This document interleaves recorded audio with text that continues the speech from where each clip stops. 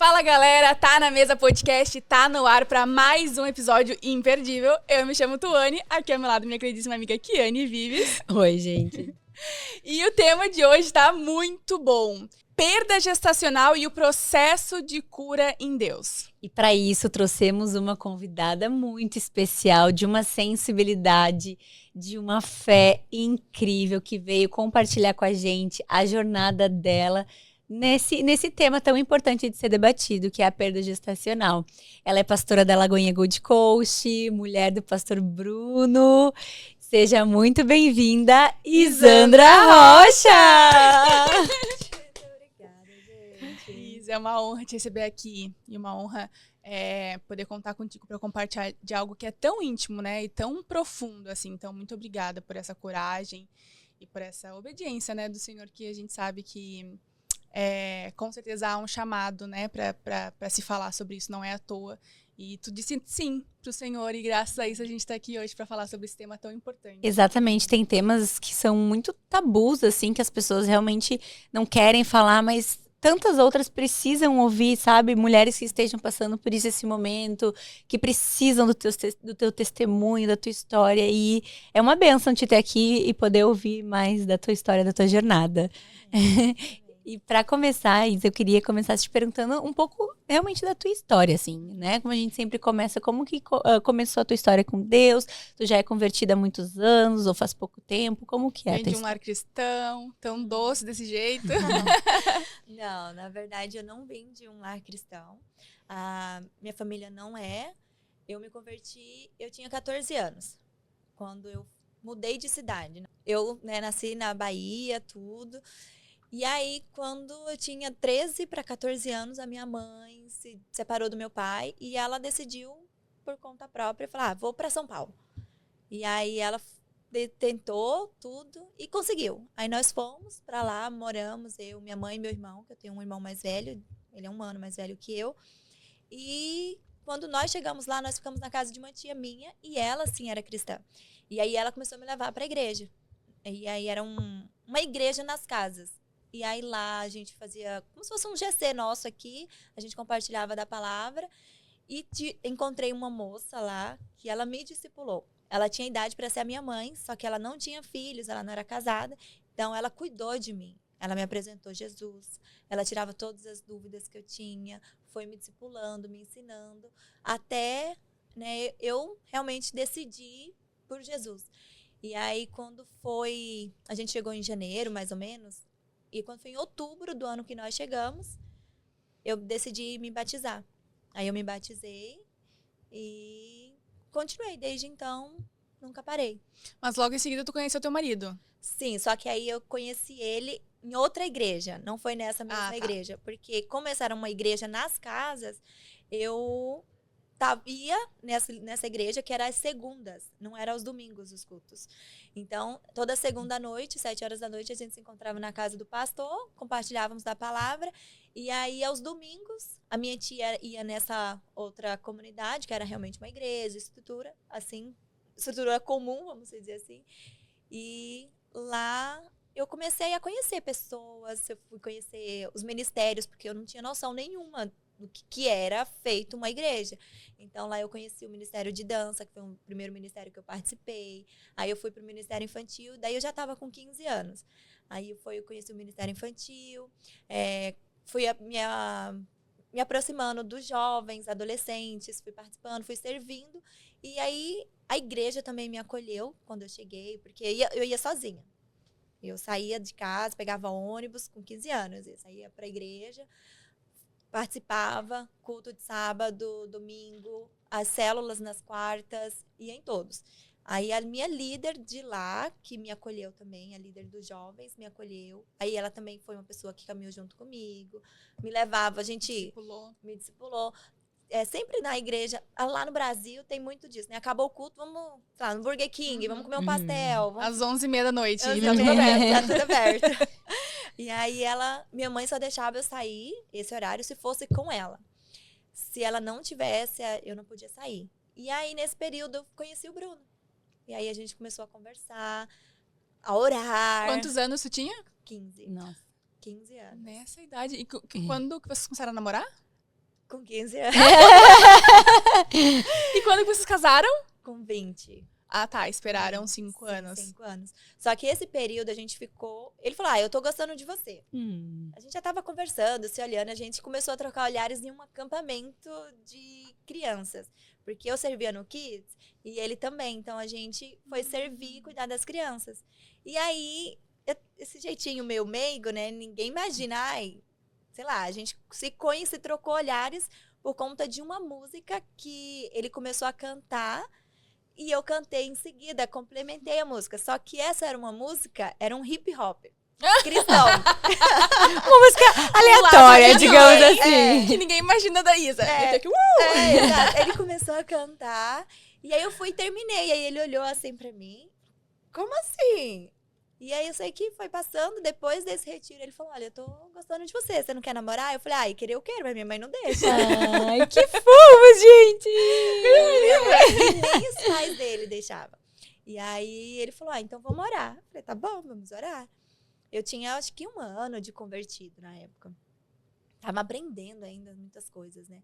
E aí a gente trocava SMS na época. E aí eu tava mandando mensagem, minha mãe uma vez pegou meu celular. E eu já tinha falado pra ela, né? Eu falei, mãe, tem um menino que me pediu namoro. Ela, você não vai namorar. Você não tem idade pra isso. E aí ela pegou meu celular e viu as mensagens. Só que a gente não falava nada demais. Eu falava, tô com saudade, não te vi hoje. Essas coisas de... Eu não quero você falando mais com esse menino. Você não vai mais na igreja. Nossa, entrei em desespero. Falei, como que eu não vou? O negócio não era nem ele em si, mas era eu não vou mais na igreja. Porque ela, na cabeça dela, eu estava indo na igreja. Por causa dele. Por conta dele. E não era. A gente se conheceu lá. Não é que eu estava indo por conta dele. Eu já estava indo antes. E eu falei, então tá. Respeitei minha mãe. Sim, aí eu fui fazer o quê? Eu fui conversar com a minha líder. Eu falei pra ela, olha, minha mãe me tirou o celular, ela não vai deixar mais eu ir na igreja, eu não sei o que eu vou fazer agora. Ela falou, ora, continua orando. Eu falei, tá. E eu falei, e agora? O Bruno vai mandar mensagem, eu não vou responder. Aí ela falou, não, eu vou dar um jeito. Aí ela foi, né, não sei. Aí eu peguei, entrei escondido no meu SMS, no MSN, e falei, olha, minha mãe pegou meu celular, não posso mais falar com você. Aí eu parei. Aí, dali em diante, a gente ficou algumas semanas sem se falar. E aí, minha mãe pegou e falou... Me viu, né, em casa, que eu tava meio tristinha. Não sei o quê. As paixonites da adolescência. Aí ela falou assim, tá, eu quero conhecer, então, esse menino.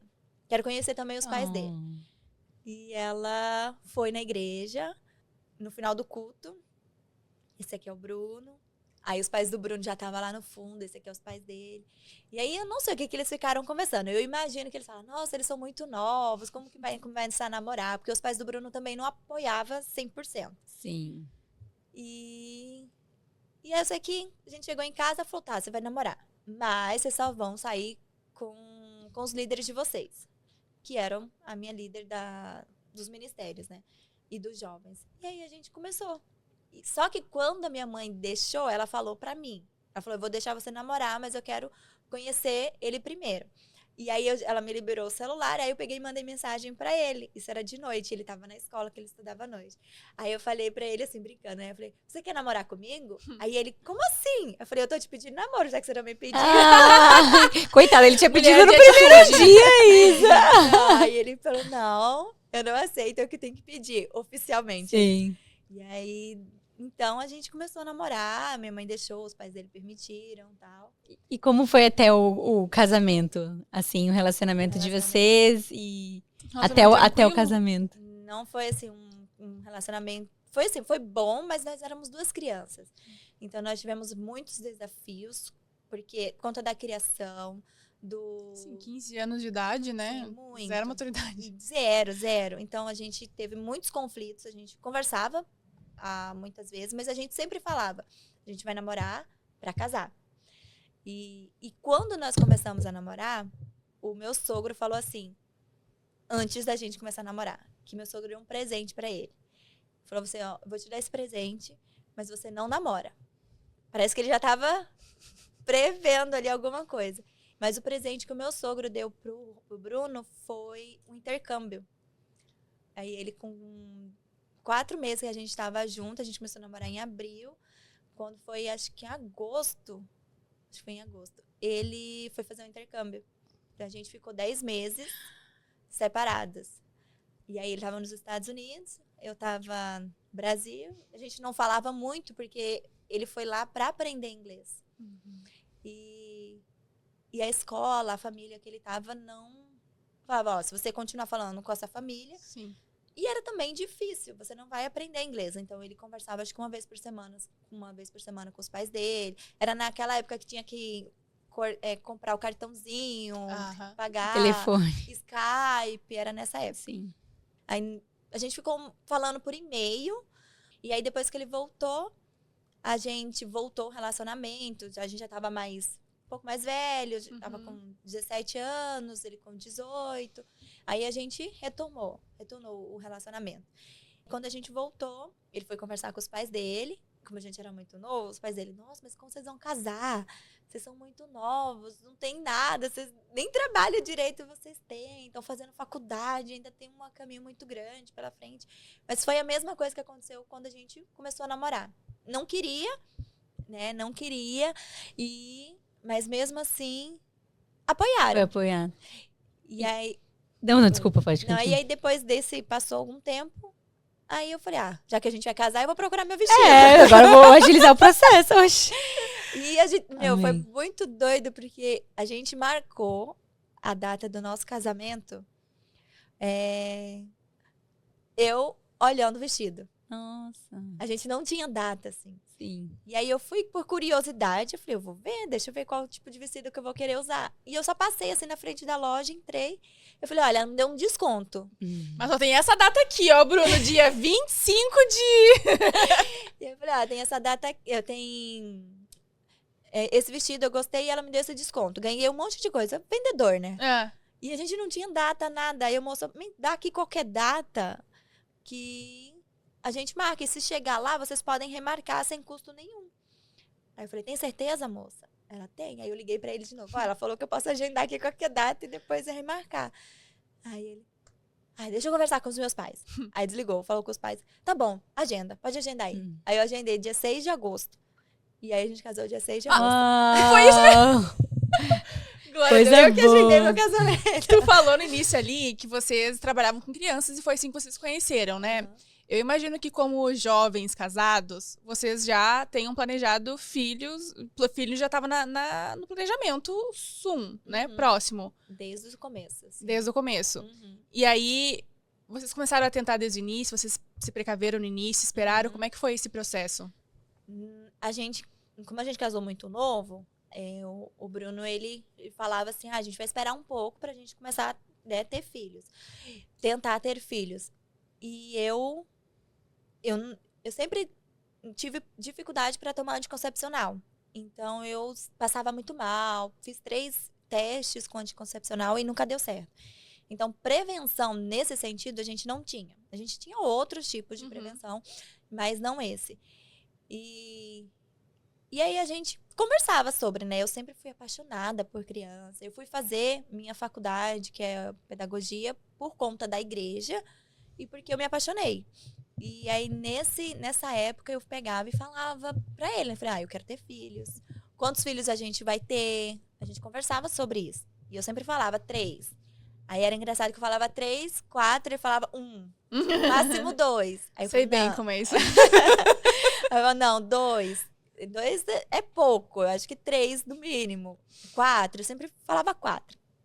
E aí a gente foi passando e a gente colocou meio que uma data. Quando a gente tiver com 5 anos de casado, a gente vai mais fundo nisso. E aí a gente completou 5 anos de casado. A gente estava aqui já na Austrália, quando a gente completou 5 anos, que a gente veio pra cá, a gente estava 3 anos de casado. E aí, quando a gente fez 5 anos de casado, faltava assim, 1 mês, eu acho que pra gente completar 5 anos. Foi em julho. Quando chegou julho, eu já fiquei. Agora já falta 1 mês. Sim, agora, contando os dias. Agora a gente vai começar. E aí, desde esse mês, a gente já... Passou a tentar. a gente largou mão, assim, falou... Fui influenciando meu marido, né, nesse sentido e tal. Ele queria, mas ele segurava. Eu acho que é o pensamento da maioria dos estudantes quando estão aqui na Austrália, né? Eles ficam, como que Não vai vou conseguir ser, prover. Não tenho visto, não tenho como que eu vou manter. rede de apoio, não tenho fora, não tenho... Isso. E, de certa Estabilidade. forma, tinha esse pensamento, só que eu tinha na minha cabeça, isso não é problema. Se eu tiver um filho e eu estiver dando muita dificuldade aqui, pego minhas malas e vou embora. Tô nem aí. Não tá presa à Austrália. Não estou presa à Austrália. E aí, a gente conversando e tal. Lista de prioridades, né? A quantidade de casal que não tem porque não quer sair da Austrália. Que loucura, que lindo isso. E aí, a gente falou, vamos. E aí, deu 5 anos, a gente já tava tentando e tal, e ficamos. Foram 2 anos tentando. Desculpa, vocês têm quantos anos hoje? Hoje eu tenho 29 e o Bruno tem 30. Isso foi Só? então... Eles são novinhos. Só 29 anos. Eu tenho 29 anos. Eles são... Eu acho muito. Eu também tenho. Ai, gente. Eu lembro na idade. Mas é que eu vejo vocês como tão mais maduros. Tipo assim, eles são pastores, eles já moraram aqui, já voltaram pro Brasil, já voltaram pra cá, já tem uma bagagem gigantesca de história. E eu pensei que, tipo assim, não. Eles estão casados há 15 anos, alguma Que coisa tá assim. certo, né? Vocês são casados há 15 quase. Estão juntos. Esse ano a gente vai fazer 9 anos de casado. Okay. Agora em agosto. 9 anos. Então faz mais ou menos uns 4 anos que vocês começaram a tentar isso? Uma média? 4 anos e meio. Desde a primeira vez. Tá. 4 anos e meio. Eu vejo, assim, que muitas amigas, né? Eu tenho muitas amigas tentantes no processo, né? Ou acabaram de engravidar, que passaram muito tempo pra conseguir. Porque se achava que era muito fácil ter filho, né? Só parar de tomar anticoncepcional. Mas é que, na verdade, depende do corpo, né? Porque pra algumas pessoas... Mas parece que tem sido cada vez mais difícil. Eu vejo uma dificuldade das minhas amigas em engravidar. E aí eu percebo que no primeiro mês elas já vão lá e fazem teste. Aí no segundo mês ela vai fazer teste. Cada vez que tá, né, perto de menstruar, se atrasa um dia, elas ficam... Tu também teve esse processo de ficar fazendo vários testes? Teve uma época, depois de um ano tentando, porque o primeiro ano a gente ficou assim, a gente é novo ainda. Exato, tá sem preocupação nenhuma, vai acontecer, vai acontecer. No tempo de Deus. E eu não tinha noção de tantas coisas que podem acontecer como hoje eu tenho. Na época era tudo muito novo, né? Pode ser que aconteça isso. Eu não tinha noção que tinha que tomar vitaminas, que tinha N coisas. Preparação. Pro corpo, alimentação, o emocional, tudo envolve. Eu não tinha noção disso. Eu pensava que era só você ir lá, namorar, pronto, engravidei. Todo mundo pensava isso, gente. Isso. É quando tu descobre que não é. Não é bem que tu assim. tem que tomar uma bomba de vitamina, que tu tem que estar com o emocional 100%. Tem que dormir bem, tem que se alimentar bem. E aqui na Austrália, eu trabalhava como de cleaner aqui. Então era limpeza. E eu nem tinha assim, a gente comia quando dava, né? Trabalhando, no caso. No final de semana a gente tentava comer bem. Então, nem me preocupava com isso. Isso era um mínimo de preocupação que a gente tinha. Então, nesse primeiro ano, eu não tava muito assim, nossa, tem que ser agora. Porque eu não imaginava que era tão difícil pra poder engravidar. Então, tava assim, quando acontecer, vai acontecer. Era bem tranquilo. Mas depois do segundo ano, eu já fiquei assim, porque... Tem algo errado. O segundo ano, os médicos falaram, se você tem 2 anos que tá tentando, é melhor você até procurar ajuda. Pra mim, falaram 1. Os médicos falaram 2. Acho que por conta da idade, não sei. Eu era muito nova. Pode ser. Pode ser, porque pra mim falaram 6 meses, na verdade. Porque, no caso, eu tinha endometriose, né? Então, eles falavam, assim, 6 meses. Aí tu procura o médico, como tu já tem uma condição... Mas uma pessoa, tipo, normal, assim, digamos assim, 1 ano. Mas eu acho que é isso também, porque eu já sou mais de 30. Já sou mais de 30. 30 a mais. 30 a mais. Mas enfim. Mas aí tu começou a ter esses testes negativos. Sim. Minha pergunta é, tu se sentiu frustrada depois de alguns testes negativos? Depois do segundo ano. Eu ficava, mas era uma luta, assim, constante. Porque é a mente, né? Que você tem que cuidar. Então, e eu sempre compartilhava com o Bruno. Tudo que acontecia, tudo que estava assim na minha cabeça. E foi esses 2 primeiros anos, os 3 primeiros anos tentando, da primeira vez, né? Não, os 2, foram 2 anos. Vinha muita coisa assim na minha cabeça. Tem o tempo de Deus e tem o meu tempo. Porque a gente faz planos. A gente planeja, a gente sonha, a gente quer tudo que aconteça daquele jeitinho que você fez. E eu tinha os meus sonhos, eu tinha os meus planos, então, quando estava acontecendo ali aquele período dos 2 anos tentando, no finalzinho, assim, eu falei, nossa, tem uma coisa que não tá batendo. Né? E aí vinha esse sentimento de frustração, de por que não tá acontecendo? E aí eu já comecei a fazer alguns exames. E todos os exames já estavam dando tudo certo. Nenhum de vocês dois tem problema? Nenhum. Todos os exames sempre deu certo. Saudável. Não deu nenhum alterado. Nenhum. Mas aqui na Austrália tem um pouco de dificuldade com essa questão dos exames, né? Uhum. Você não tem... aqui também não é...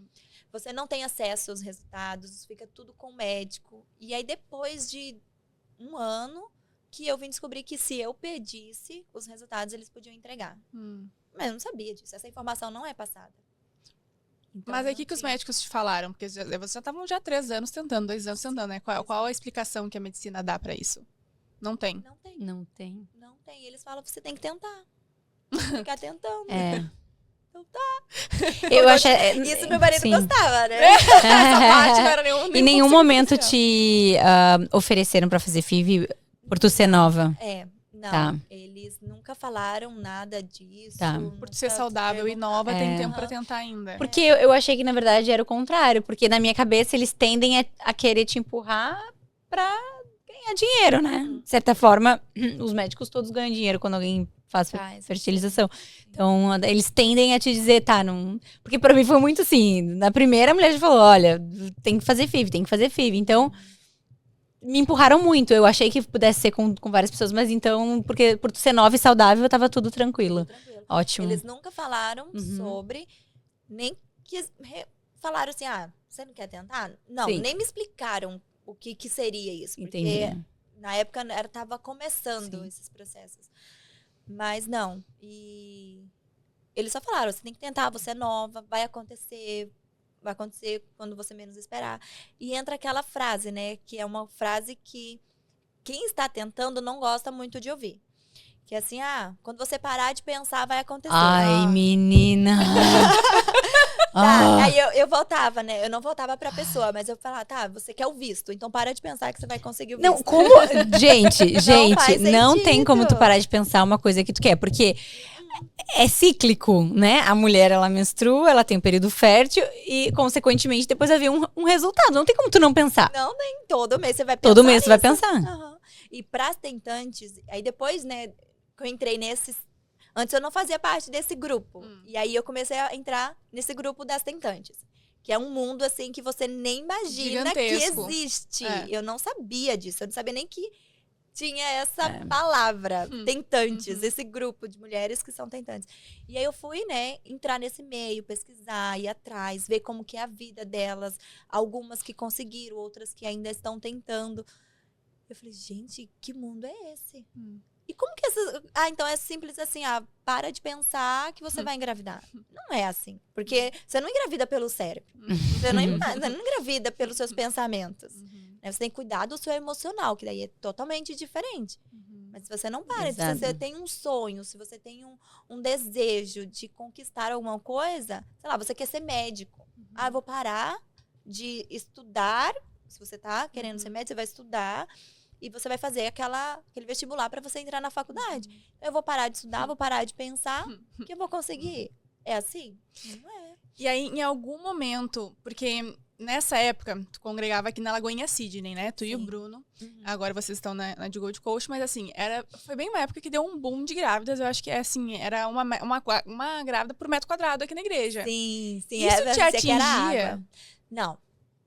Isso não. Isso me deixava... Porque como eu amo crianças, e eu sou muito a favor, tenha Ministério filhos. Infantil crescendo! E eu era líder do Ministério Infantil. Então eu falava, gente, vamos ter filhos. Sim. A igreja estava começando, tinha poucas crianças. Então eu sempre fui aquela que incentivava. Tenha filhos. Tinha algumas mulheres casadas que a gente conversava, e a gente conversa até hoje, e fala, eu não sei se eu quero ter filho. Aí eu já falo, Senhor, muda o coração dela. Eu não falo assim... diretamente pra pessoa, porque cada um tem os seus motivos, né? Mas a minha oração, Senhor, muda... Não sabe o que tá falando. Não. Muda o coração dessa mulher, muda o coração do marido, que às vezes é o marido que não quer, porque é bênçãos do Senhor. E mais do que isso, assim, tem aquele tabu de tipo, ai, não vamos falar pra ela porque ela tá tentando, mas tipo, mas assim, eu ficava contar, pensando, né, não que tá contar, mas eu ficava grávida, pensando assim, tá, mas vocês estão achando que eu tô com inveja? Tipo assim, não é um sentimento que eu, assim, eu não faria isso, pelo contrário, tipo, Eu me alegro com eu a me sua gravidez. alegro, e as pessoas que estão tentando, elas querem ver gravidezes que deu certo. Então, Testemunhos. tu quer ouvir testemunho de mulheres que conseguiram, de alguma maneira, tu quer ouvir de pessoas que não podiam, mas conseguiram, de mulheres que não tinham nada e conseguiram, de mulheres que estavam tentando há muito tempo ou pouco tempo. Tu tem prazer de ouvir aquilo, porque é algo que te cria uma fé e uma esperança no coração. Então, assim, ai, não vamos, porque vamos proteger, porque ela vai se sentir... Não. Vai se sentir ofendido, vai ficar triste. Não, não teve momento nenhum, né, de eu ficar triste porque amigas engravidaram, porque pessoas tiveram filhos. Eu não lembro em momento algum que eu fiquei triste. Nenhum. Muito pelo contrário, eu ficava muito feliz, eu me alegrava. E hoje, né, algumas amigas engravidando, algumas mulheres lá na nossa igreja que chegaram para nós no começo tentando e falando, nossa, ora por mim, eu quero ter filhos, meu marido tem esse problema, tal. E os médicos já passou vitamina, nós estamos na vitaminas de hormônios e tal, e senão a gente vai fazer o FIV e tal. E depois que a gente começou a orar ali, a gente viu com 3 meses de igreja, a pessoa veio e falou, nossa, eu tô grávida. Meu, quando alegria, ela veio falar assim pra mim, eu falei, amor, Deus ainda continua fazendo. Isso é um milagre. E todas as gravidezes, não só para aquelas mulheres que estão tentando muito tempo, mas todas, até aquelas que foi a primeira vez. É um milagre. Sim. Um filho é um milagre. O milagre de gerar, independente da situação da mulher, independente da situação que ela está vivendo. Né? A gente pode ver, tem muitas situações no mundo que tem mulheres que engravidam e só estão ali, né? Mas é um milagre. E se toda mulher entendesse que gerar um filho é um milagre de vida, elas valorizariam isso todo momento da vida dela, quando ela está ali no momento de gerar, do cuidar depois quando é um bebê, quando está ali se tornando uma criança, na adolescência. É um milagre de vida. Hoje nós estamos aqui, nós somos um milagre. Sim. Né? Então, minha mãe ter me gerado foi um milagre. Independente da situação que eu vivi, que eu fui criada. E vocês tentaram por quanto tempo até vir um positivo? Foram 2 anos e meio. Então, esse segundo ano, né, que a gente estava tentando, foi um pouco mais difícil, porque eu comecei a ter alguns problemas de saúde. Eu digo no meu emocional. Foi 1 ano, a gente já estava aqui na Austrália 2 anos, né? E quando a gente estava nesse tempo de tentar, e que foi uma surpresa, assim, porque foi uma época que a gente já estava assim, não, vai ser quando Deus quiser mesmo, e pronto, e acabou agora. Vamos esquecer? Não é assim, mas foi mais ou menos nessa época que a gente estava vivendo.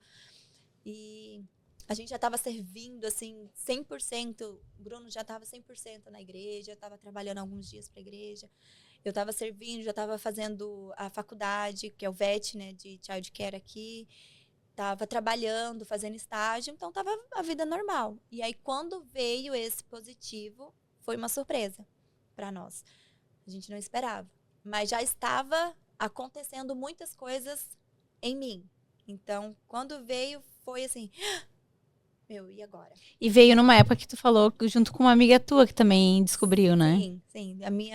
Uma pessoa que a gente, somos muito amigas, e depois disso a gente ficou muito mais próxima. Né? Ela chegou na igreja, eu e o Bruno, a gente liderava os cursos de casais na igreja, e a gente fazia alguns encontros, foi na época do Covid ainda, tal. A gente fez uns encontros online, aí depois fizemos um presencial.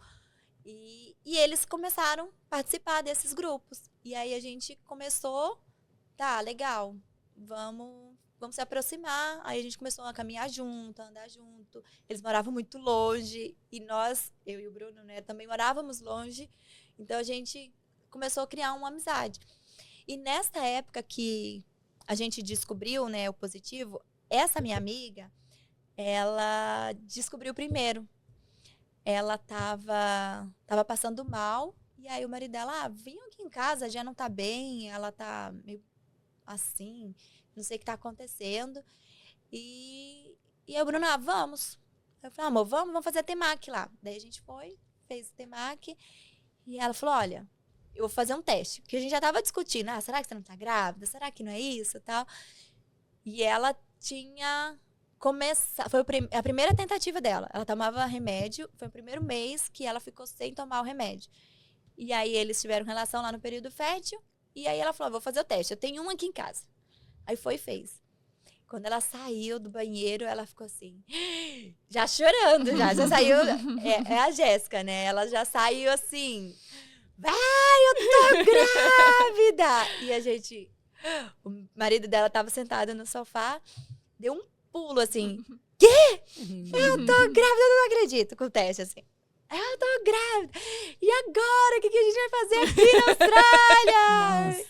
E aí eu, vai cuidar, vai Gerar. Igual no Brasil. Exato, vai cuidar. Sempre falo pra Tony isso, tipo, que né? Eu falo, Tony, eu tentei mais de 2 anos também, mas isso não quer dizer que é uma história que vai acontecer contigo ou com alguma... Cada um vai ter a sua história. Tem gente que vai começar ontem e amanhã já tá grávida. E amém, entendeu? Glória a Deus, vai ser mais rápido o processo. Mas assim, não tem como comparar, assim, né? Porque cada pessoa vai ter um processo. Como é que foi como é que foi pra ti ver o teu positivo? Como que isso aconteceu? Eu chorei muito. Porque veio de uma Por que tu forma... fez o teste? Eu fiz porque eu tava passando mal. Depois dessa minha amiga, a gente teve um GC e a gente fez uns macarrão lá em casa, com bacon, com creme de leite, macarrão com molho branco, vermelho, todos esses tipos de macarrão. E eu comi muito.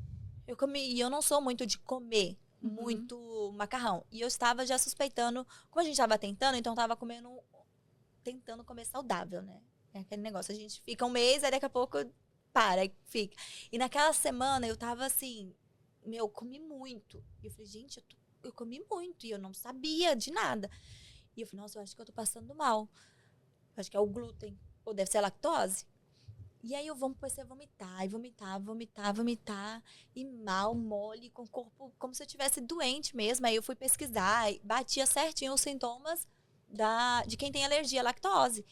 Aí eu falava pro Bruno, falava pra Jéssica, e a Jéssica, você tá doida? Não é, para disso, agora virou tudo lactose, tudo é glúten, tudo.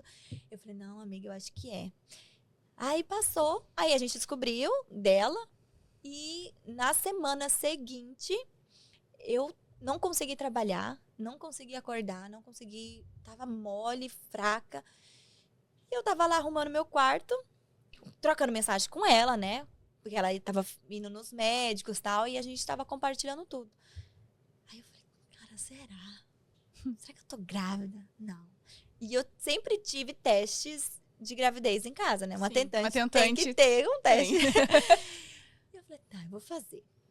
Mas tem assim, eu fazer só pra tirar da cabeça, porque a hora que eu fizer, vai descer pra mim. Eu também não tinha menstruado, não tinha nada. E aí eu fiz, deixei lá o palitinho, me arrumei ali. E aí eu levantei e fui pegar, né, no vaso ali. Aí eu peguei. Quê? Que tu sempre quis ver. Aí eu sentei de novo. Sentei, mas não sentei no ar, sentei no chão. Aí eu comecei a chorar. Chorar. Não tinha forças, o Bruno não estava em casa. O Bruno estava numa reunião com o pastor Jonathan e o Victor aqui na igreja. E aí eu falei, agora? Como que eu vou contar pra ele? Como que eu vou contar? O que eu vou fazer? O que eu faço? Porque eu nunca tinha tido um positivo antes. Aí eu falei, meu Deus. Aí eu comecei, chorei. Eu sei que eu chorei muito ali, orei, agradeci, fiz muito isso no banheiro, aí eu fui pro quarto. Aí eu fiquei, e agora? Tremendo, parecia que, sei lá, que tinha acontecido uma coisa, e tinha, né, uma coisa extraordinária. Aí eu comecei a tremer e tal, aí eu liguei por vídeo pra Jé. E ela tava no carro dirigindo, e aí eu não consegui falar. Eu só peguei o teste e mostrei. Aí ela começou a chorar dirigindo. Aí a gente começou a chorar no telefone e tal, não sei o quê. E ela, tô indo pra sua casa agora. Vou pra sua casa agora. Aí eu falei, venha, porque eu não sei o que fazer. eu não sei o que fazer. Ela levou outro teste, aquele que dá quantidade de semanas. Passou uns minutinhos, fui pro banheiro, fiz xixi. E eu voltei com o teste. Aí deu lá de 2 a 3 semanas. Eu falei, meu Deus, eu tô grávida. Aí ela, e agora, cadê o Bruno? Eu falei, o Bruno tá na igreja. Liga pra ele. Liga pra ele. Eu falei, não, mas ele tá numa reunião. Aconteceu um negócio lá na igreja, ele tá resolvendo. Liga pra ele. Aí eu liguei. Eu falei, amor, eu tô passando muito mal. Não consegui trabalhar, você não pode vir pra casa. E o Vitor e o Jonathan, ele falou depois, nossa, a Isandra só pode estar grávida. Eles falaram pra ele. E aí o Bruno veio da igreja, a gente morava lá em Monterey, lá pro lado de Rockdale. Aí ele foi pra casa e eu já tava no sofá tremendo. E aí, quando ele chegou, eu já queria falar, né? Mas a Jéssica, vamos fazer uma ceninha. Faz de conta que você tá passando mal aí, que você foi no médico e tal. No teatro. Só que eu não conseguia, eu comecei a dar risada, que eu tava nervosa. Aí ele, o que foi? Você tava chorando, agora você tá dando risada e tal. Aí ele sentou assim, no sofá. Aí eu peguei o teste de gravidez debaixo do travesseiro, mostrei pra ele. E meu marido, ele é muito... Ele não tem muito, assim... O lado emocional. Não tem. Aí ele... Que isso? Ai, homens, gente, eles fazem isso, eles fazem. Aí ele olhou assim, aí a Jéssica filmando, né? Aí ele, que isso? Eu falei, eu tô grávida! E ele, legal!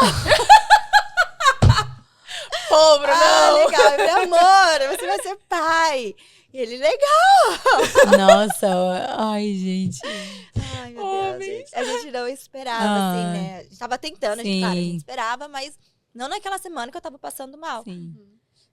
E aí foi nesse período que a gente... a minha amiga foi embora dali e tal, a gente chorou. Ele, né, orou. Daí foi o momento que eu acho que ele chorou. Que ele Caiu ficou a ficha. emocionado e tal.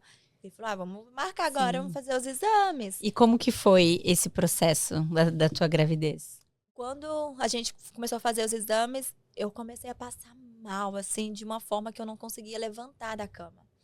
Eu vomitava o dia inteiro. Qualquer cheiro de alho, cheiro de azeite. Eu fechava a porta, ficava cheirando o lençol pra não sentir o cheiro, abria as janelas. Às vezes eu tinha que descer do apartamento pra poder respirar ar puro. De mal que eu ficava. Então eu vomitava muito. E me dava fraqueza, porque eu não tinha mais nada, não parava. Eu comia, aí eu vomitava. Os médicos falavam, bebe água com gás e limão. Isso me matava, porque eu não conseguia nem beber água. Era muito ruim. Então eu comecei a vomitar.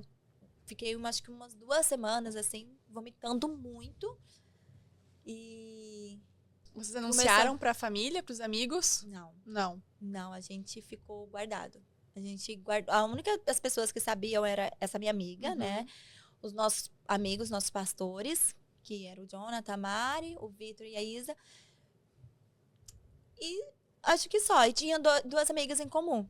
E aí, quando a gente descobriu e passou, assim, algumas semanas, nós contamos pros meu sogro. A gente contou por vídeo, mas falou, olha, guarda segredo. E a gente só contou pra eles. A gente não contou pra parte da minha família, né? Pra minha mãe, nada. A gente não contou pra ninguém. E porque a gente sabia que o meu sogro e a minha sogra, eles iam estar orando por nós, né? E aí eu sei que nesse período foi o período mais difícil. E eu acho que foi a gestação inteira, né? Porque quando eu descobri que eu fui fazer o exame, a gente pensou lá, o teste deu 2 a 3 semanas.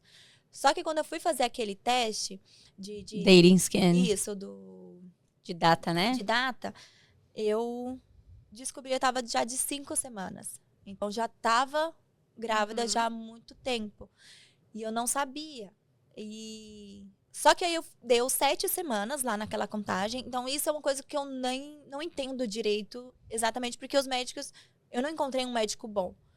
E aí um médico falou, você tá de 5 semanas. Daqui a 2 semanas você pode fazer o teste de ultrassom pra ver as batidas do coração e tal. Eu falei, tá bom. Aí eu fui fazer o teste depois de 2 semanas. Aí o médico do ultrassom falou, não, você não pode fazer o teste agora, porque não dá pra ouvir a batida do bebê. Você tá de poucas semanas. Você tá Ele voltou, assim, algumas semanas, eu não lembro exato, se foi 5, 6. E o outro médico falou, não, você já tá de 7 para 8 e você pode fazer. Aí deu essa confusão no exame. Aí eu voltei de novo no médico. Falei, olha, o ultrassom não deu para fazer, ele pediu outra guia, porque é para eu voltar lá daqui a 2 semanas para fazer o teste para ver as batidas do bebê. E aí ele falou, então tá. E faz agora, faz por 4 semanas o beta-HCG. E aí eu tive que fazer eu fazia de domingo, que eu fazia Pra aqui ver se estava perto. aumentando, Se né? tava aumentando. Aí eu fiz por 4 semanas. E aí quando deu, né, as outras semanas, eu fui para marcar o ultrassom e para ver as batidas do bebê. E aí o médico falou, olha, não consegui ver de novo. Aí a gente já entrou em alerta. Aí voltamos de novo pro médico. Falou, ele falou que não conseguiu ver, falou que tá muito novo. Falou que a contagem que vocês E já estão tinha fazendo passado várias semanas já nisso. tinha passado. Hum. E aí eu falei, nossa, que loucura, né? E aí foi passando, eu sei que eu fui melhorar, porque eu ainda tava passando mal. E faz ultrassom ou não faz, nesse período eu fui de novo, tava tentando marcar com uma médica brasileira, porque eu só tava passando com médico chinês, libanês, australianos, esses daí. E nenhum me dava uma resposta certa. E quando eu fui no médico, ele pegou e falou assim, você precisa fazer de novo esse ultrassom. E quando você completar as 12 semanas, eu acho que eu tava de 9, quase 10 semanas. Aí você vem, a gente vai ver todos os ultrassom. E nesse período eu comecei a ter um corrimento. Eu não sei, eles nunca souberam me dizer. Todas as vezes que eu ia em um médico assim, fui em 3 médicos diferentes para ver só essa parte do corrimento. E aí eles falaram assim, é normal, toda gestante tem. E eu falei, normal? Aí eu perguntei pra minha amiga, Jéssica, né? Eu falei, amiga, você tá tendo? Ela falou, não, o que eu tô tendo é um corrimento amarelo. Mas isso já era no começo da gestação. Eu falei, nossa, mas tá vindo marrom. O teu é tipo com sangue, é isso? Era Parecia. tipo marrom, assim, sabe tá. quando você tá no fim da menstruação? Na menstruação. Tava tá. assim. Aí eu não acredito que os médicos deixaram assim. Ficou. Aí, isso eu já tava com 10 semanas. Meu Deus. E aí eles falaram, você vai pra casa. Eles não falaram assim, fica de repouso. E isso foi uma coisa que eu descobri no Brasil. Que deveria ter ficado eu de deveria repouso. ter ficado. Não, e só do fato de tu ter De tido um ter. corrimento marrom já era um sinal de alerta muito, pros médicos, Exato. entendeu? E a gente não tinha Meu ninguém, Deus. nem nada assim nesse Sim. sentido, sabe?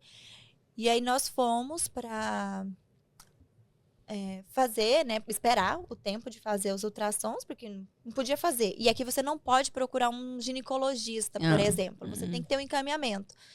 E nenhum GP me encaminhou para um especialista. Nunca, eles nunca me encaminharam. E eu, fiquei. Aí foi 10, 11 semanas com aquele corrimento. Eu falei, nossa, que estranho. Aí eu liguei para uma amiga que tá lá em Adelaide. E até então tu não tinha visto os batimentos do bebê também? Não tinha visto. Gente, os médicos são muito Não sério. tinha visto. Não, a gente não conseguiu ver nada. Assim, a gente não teve... Tipo, deixavam tu ir embora sem saber. Sem saber nada. E aí eu liguei e falei tudo que estava acontecendo. Nesse período eu também tive uma infecção urinária. Mas foi bem no começo da gestação. Eu tive infecção urinária. E o que o médico passou pra mim? Antibiótico. Não. Aí eu tomei antibiótico. E Estando grávida. eu estava grávida. E ele sabia que eu estava grávida.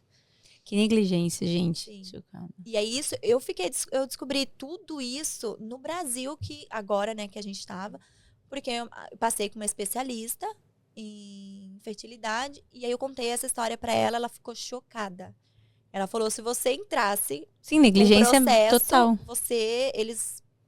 o médico ia ser, sei lá, Sim. não sei como que funciona aqui, né? Mas ela falou, isso foi erro médico. Sim, negligência total. Total. E aí eu peguei, voltei, né? Ficamos ali, a minha amiga falou, não, isso não é normal, vê se você consegue marcar uma nutricionista, um médico no Brasil, pra você se orientar. Eu falei, meu, não conheço ninguém no Brasil, que médico que vai me atender online, nem sabia que era possível isso, nada. E aí, nisso, a gente ficou nessa, orando, né, Senhor? O Senhor deu, é seu, Nós estamos aqui para fazer a tua vontade. Então, a gente sempre orava e entregava isso para Deus. Claro, ficava com a preocupação, mas fazia essa oração. Porque a gente cria que o Senhor, Ele é soberano sobre todas as Tu coisas. tinha recebido alguma palavra? Vocês tinham alguma certeza? Vocês tinham algum... Não, a gente não tinha recebido nenhuma palavra sobre a gestação, sobre... A gente tem as promessas de Deus, que nós iremos ter filhos, né? Algumas pessoas oravam para isso, mas a gente não tinha, você vai engravidar e você vai ter um filho. Passou 11 semanas, na semana seguinte a gente ia fazer, das 12 semanas, né, que a gente ia fazer o ultrassom, eu comecei a passar muito mal de madrugada. Era num domingo à noite, a gente tinha saído do culto, foi na casa do Vitor, e a gente ficou lá, tal, deitado, já estava melhor dos enjoos, tudo, e voltamos para casa. Quando nós voltamos para casa, eu estava sentindo umas cólicas leve, e aí eu falei, nossa, que estranho, umas cólicas, tal, e o corrimento já estava, não tinha parado. E aí era de madrugada, o Bruno, ele trabalhava tanto aqui na igreja, e ele trabalhava no ULIS também. Então, ele tinha que acordar da onde a gente morava, ele tinha que acordar 4h30 da manhã. E aí, ir trabalhar. E aí, eu comecei a sentir dor 2 horas da manhã. Aí, eu olhei no relógio. Aí, eu falei, nossa, é 2 horas da manhã, não vai ter como. Eu chamar o Bruno, falar que ele tá, daqui a pouco ele vai acordar, vai trabalhar. Aí, eu fui no banheiro. E eu já tava orando, com muita dor e tal. Aí, eu falei, vou no banheiro fazer xixi. Tava dando aquela vontade. Aí, quando eu fui no banheiro, eu vi o sangramento. E aí, quando eu vi, tava assim, um sangramento vermelho. Ficou com medo? Eu fiquei assustada. Aí eu comecei a chorar. Só que parece que quando eu fui fazer o xixi, parece que intensificou a dor. Ah. E aí eu já voltei pro quarto, já com as pernas doendo de dor. E chamando ele, amor, vamos no hospital. E aí ele foi, né, me trocou, me desceu da escada, que eu não conseguia andar e tal. Mas aí o do hospital foi o pior de tudo.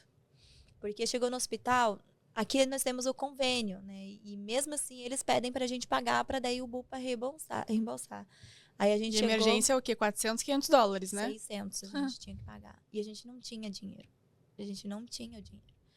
E o cara lá da recepção era de madrugada, eu ajoelhada assim no chão, segurando na parede, com dor, e falou, não, você só vai entrar se você pagar.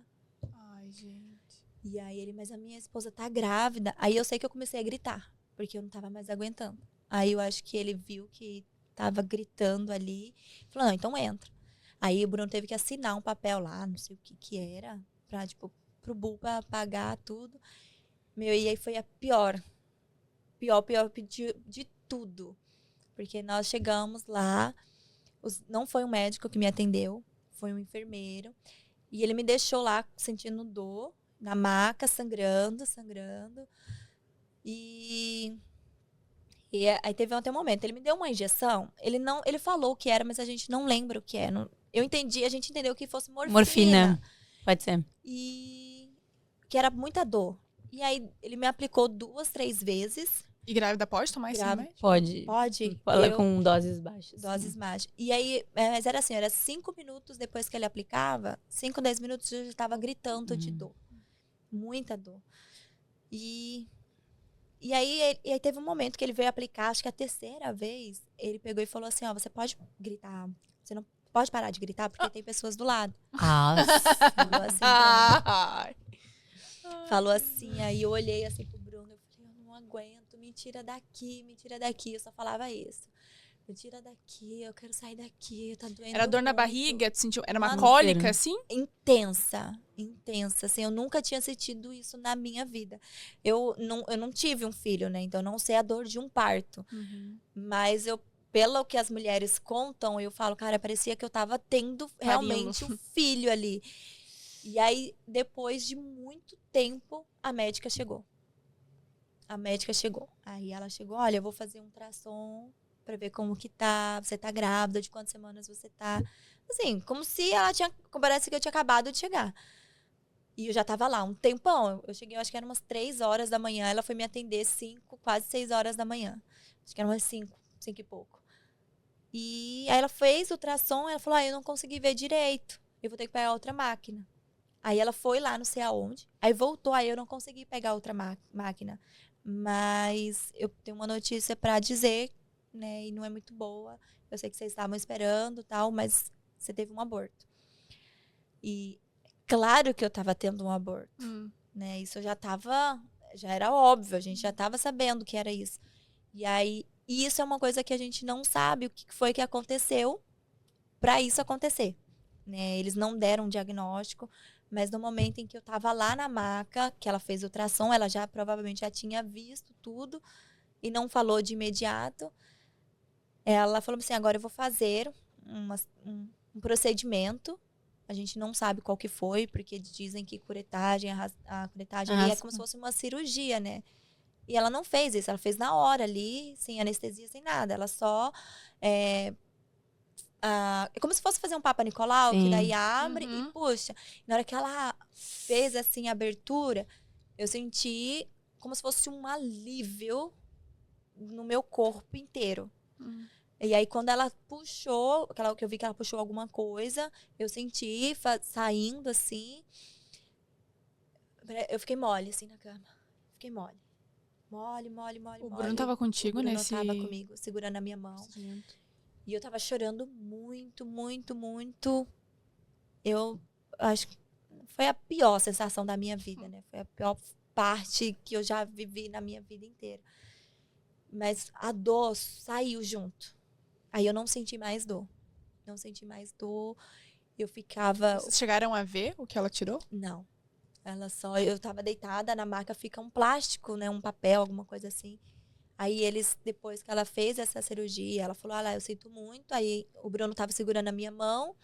Aí ele orou. A gente orou junto. A gente chorou. Eu gritava de chorar. Eu gritava. Eu falava, meu Deus. Em algum momento, nessa situação aí, tu questionou a Deus? Não, eu não questionei. Não falei por quê. Não questionei. Eu fiquei triste. É óbvio. Eu fiquei muito triste mesmo. Porque é como se a gente perdesse a nossa mãe, um parente, um membro mesmo, um filho. Um filho. E eu tava ali chorando, e o Bruno falando, né? E o Bruno, Senhor, o Senhor nos deu, o Senhor tirou, bendito é o nome do Senhor. Então, ele orou, aí o enfermeiro veio, né? Me limpou, tirou a minha roupa, me limpou. E ele falou, olha, você vai ter que ficar em repouso e em observação aqui no hospital. E eu não falava inglês. Eu não tenho o melhor inglês para estar no hospital. E você vai ter que ficar sozinha. Seu marido não pode ficar. E ele só pode ficar de manhã, à noite ele tem que ir embora. Eu falei, pai, tudo isso, ainda vou ter que ficar só aqui. E aí eles me limparam, me levaram pro quarto, porque a gente fica numa cortininha, assim, várias cortininhas. E aí de lá eles me levaram pro hospital, fiz um ultrassom, um transvaginal. Viu que tava tudo bem, não tinha nada, não ficou nada. E eles esperavam a observação, era para que ver se eu ia sangrar mais, se eu ia ter mais sangramento. E eu não tive. Depois disso, eu não tive mais sangramento. Só foi aquele momento. Depois que fizeram ali, tiraram o feto, eu fiquei lá 48 horas, fiz o exame e tal. E foi muito doido, porque assim, eu fiquei 48 horas lá no hospital. A primeira noite, eu tive que ficar acordando de 3 em 3 horas. O Bruno tinha ido embora, isso, né? Eu tinha que ficar acordando de 3 em 3 horas para eles medirem a minha pressão. E nesse período, eu dormia, mas toda vez que eu acordava e chorava. Chorava. Ficava muito tempo chorando.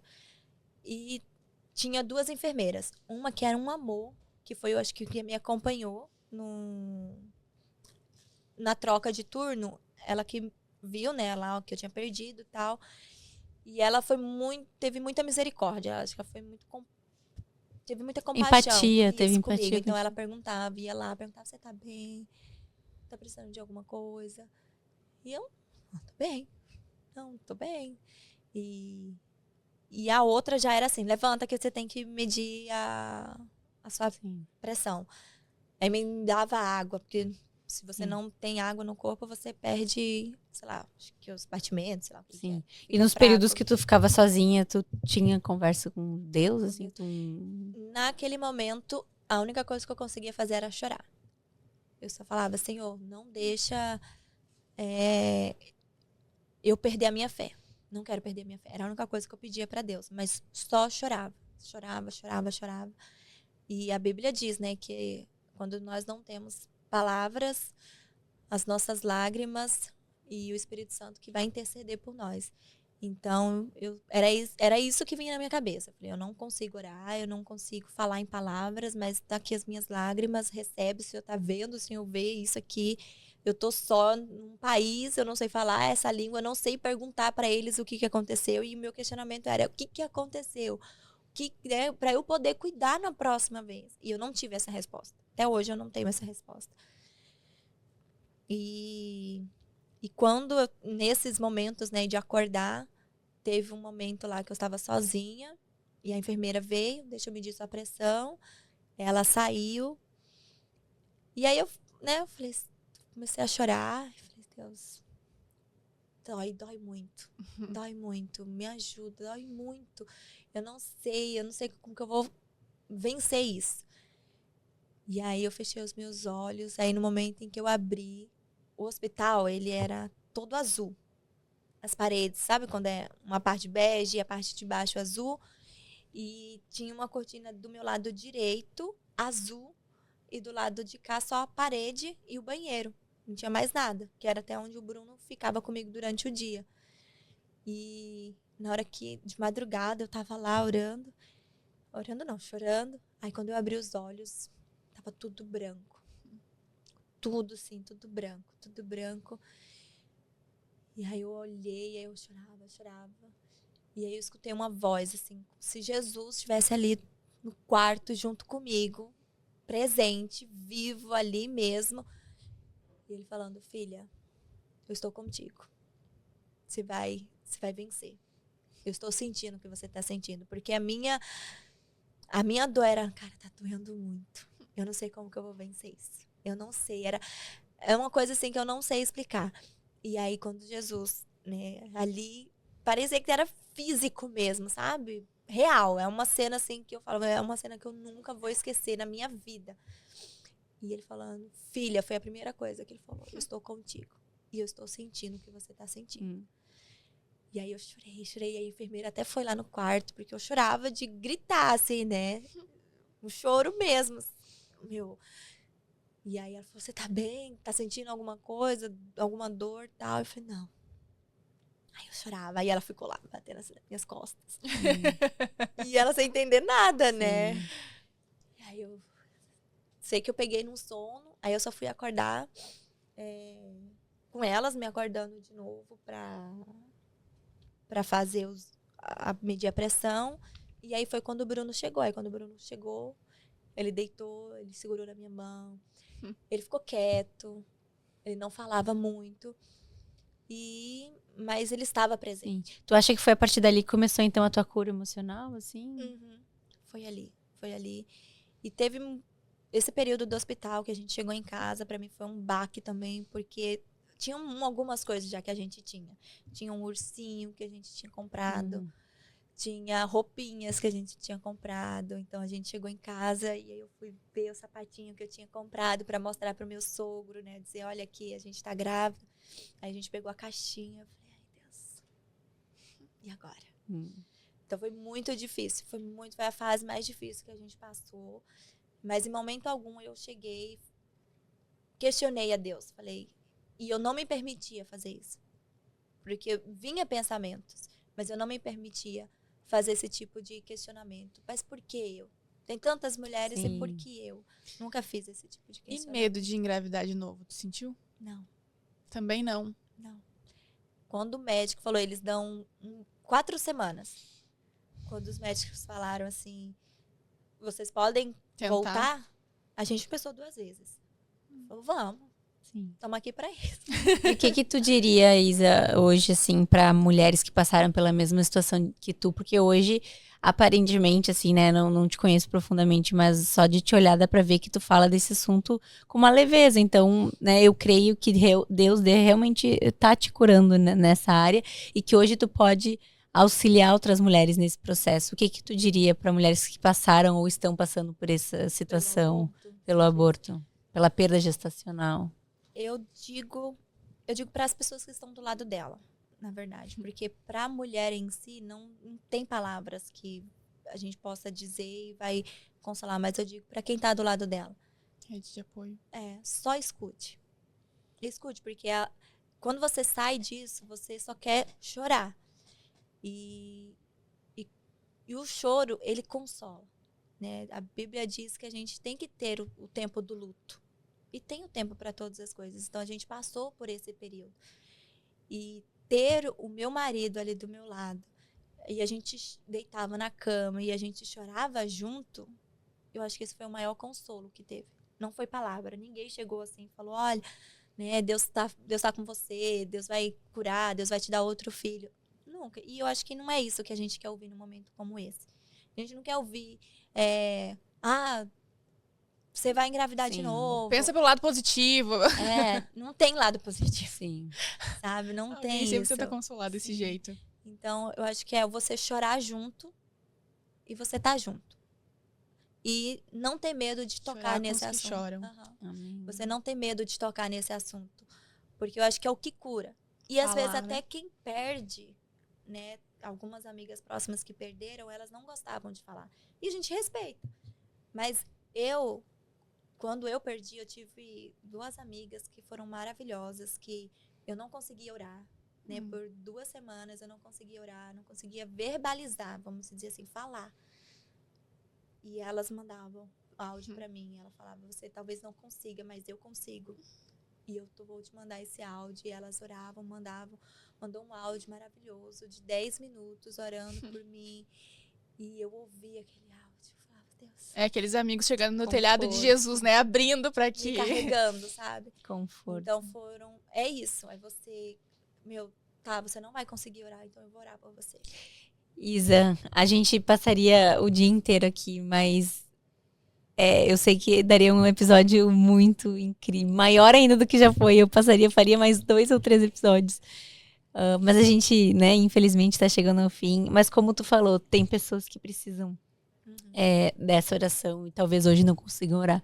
Tu poderia orar por essas mulheres que precisam ouvir dessa palavra hoje?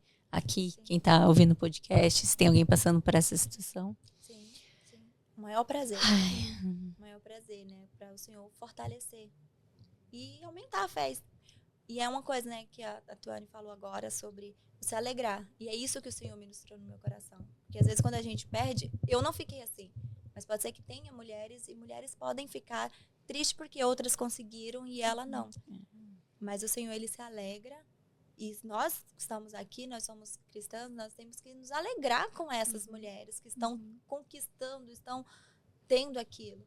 Então, é a gente se forçar, se esforçar para isso, né? Para a gente se alegrar. Porque se a gente deixa levar pelos nossos sentimentos, a gente não vai ter alegria, a gente não vai compartilhar daquilo que o Senhor tem. E quando acontecer de você gerar, não vai ser completa, não vai ser uma alegria completa, porque a nossa maior alegria é se alegrar com o outro. Né? Então é isso que o Senhor ministrou e ministra no meu coração todas as vezes. E eu me alegro, porque o Senhor continua fazendo milagres. Glória a Deus, vamos orar por essas mulheres. Vamos sim. Aleluia, Pai. Amém, Jesus. Te dou graças, Senhor Jesus, pela tua bondade, pelo teu amor, Senhor Jesus, que nos envolve, Pai. E neste momento, Deus, eu quero glorificar o teu nome pela oportunidade de estar aqui, Pai, falando daquilo que o Senhor me impulsionou, Pai, a falar. E eu te agradeço, Pai, por este momento. E eu também quero, Senhor Jesus, entregar nas tuas mãos. Eu quero orar por essas mulheres, Senhor Jesus, que por algum motivo, Senhor Jesus, tiveram a perda, Senhor Jesus, gestacional, perderam, Senhor Jesus, seu filho. E se encontram em uma situação difícil, Pai. Se foi recente ou se foi há muito tempo, Pai. E assim como o Senhor esteve comigo, Jesus, e o Senhor falou ao meu coração, falou na minha vida, Senhor Jesus, ministrou, Pai, na minha vida, eu quero ser, Pai, um instrumento, Pai, para orar e para abençoar esta mulher, Senhor Jesus. Que ela possa ser fortalecida em Ti, Jesus. Que a alegria dela, Senhor Jesus, venha estar no seu Deus. que ela possa se alegrar, olhar para ti, caminhar, continuar firme nessa caminhada, Senhor Jesus. Que ela possa se alegrar com outras mulheres. Coloca alegria, Senhor Jesus, na vida dela. Eu sei essa dor, eu sei que não é fácil, eu sei que é difícil, que às vezes a gente não tem palavras para orar. Mas eu quero ser assim como as minhas amigas foram, orar por essas mulheres. Eu quero sim, Senhor Jesus, declarar sobre a vida delas, Senhor Deus, que elas vão ter paz, que elas vão ter sim alegria, que elas vão ter sim, Pai, alívio, Pai, para seguir essa caminhada. E que em momento algum, Jesus, elas vão, Pai, se entristecer por isso que aconteceu. Pode ser erro médico, pode ser algo, Senhor Jesus, na saúde dela, física, mas eu creio naquilo que a tua palavra diz, Senhor Jesus, que todas as coisas cooperam para o bem daqueles que creem em ti, Jesus. E que essa pessoa, essa mulher, essa família, Pai, que perdeu esse bebê, ela possa ter isso, que todas as coisas cooperam para o bem daqueles que amam a ti, Jesus.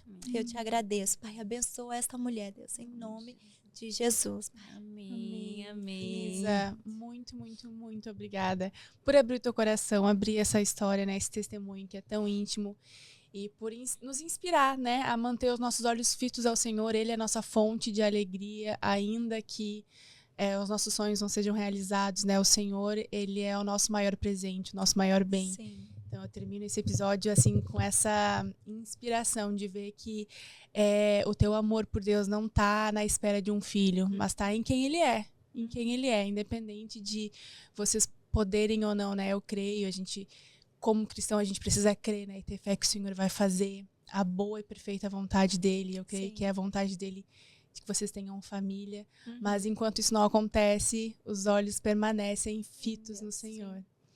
E que possamos ter cada vez mais amigos sendo usados como instrumentos de Deus para chegar até a gente também nesses momentos que foi bem importante tu ter falado. Sim. Muito obrigada, Isa, foi maravilhoso. Muito obrigada. E que isso possa alcançar muitos corações. Com certeza. A gente também quer agradecer a galera da produção, o Lucão, o Cleiton, a Bia, que estão sempre aqui nos dando todo o suporte com produção, com edição, apoio emocional, tudo junto, a minha grande amiga aqui, Kiane, e os nossos pastores que acreditaram nesse projeto. E se esse podcast, esse episódio te tocou, se você conhece alguém que está passando por essa situação, envia esse episódio para essa pessoa que eu tenho certeza que vai ser bênção. Nós estaremos aqui na próxima semana com outro tema, outro convidado esperando por vocês. É isso. Tchau, tchau. Beijo, gente. Tchau, tchau.